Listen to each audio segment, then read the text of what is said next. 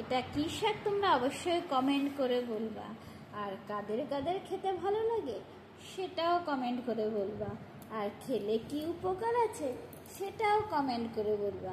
আমি কিন্তু জানি না, আমার খেতে ভালো লাগে তাই আমি খাই। তোমরা কিন্তু কেউ বলতে ভুলো না কিন্তু, ঠিক আছে?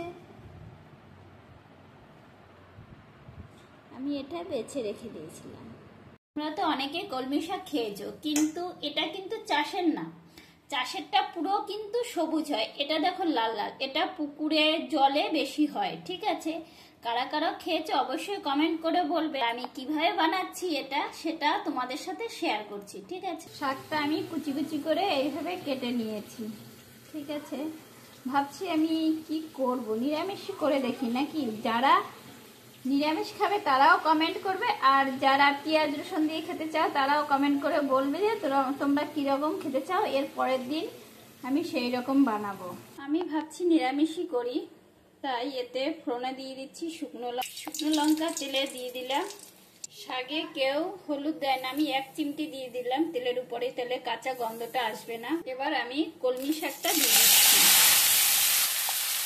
আর এতে আমি দিয়ে দিচ্ছি 4টে কাঁচা লঙ্কা চিড়ে।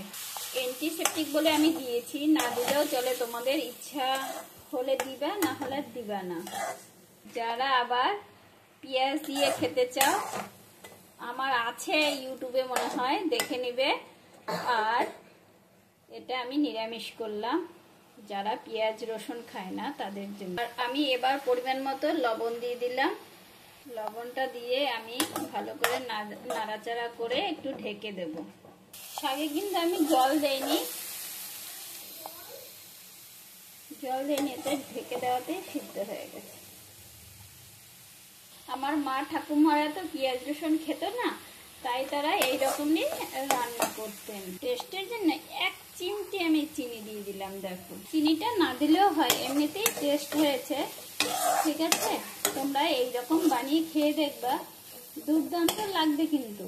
অনেকে ভাবো যে পেঁয়াজ রসুন ছাড়া রান্নাই হয় না, এইরকম তোমরা রান্না করে খেয়ে দেখবে, দারুণ লাগে। এবার আমি গ্যাসটা বন্ধ করে দিলাম। আমার শাক ভাজাটা কমপ্লিট হয়ে গেল। এইরকম নতুন নতুন রেসিপি পেতে আমাকে লাইক, শেয়ার, সাবস্ক্রাইব, আর যেটা তোমরা বানাতে না পারবা সেটা আমাকে কমেন্ট করে বলবে, আমি তোমাদের বানিয়ে দেখিয়ে দেব, ঠিক আছে? আর যার যেটা ভালো লাগে সবাই কমেন্ট করবে, ঠিক আছে? নিরামিষ কেমন হয়েছে অবশ্যই তোমরা, এটা ভাতের সাথে খেতে দুর্দান্ত লাগবে। আর শাক সবজি খেতে আমার খুব ভালো লাগে।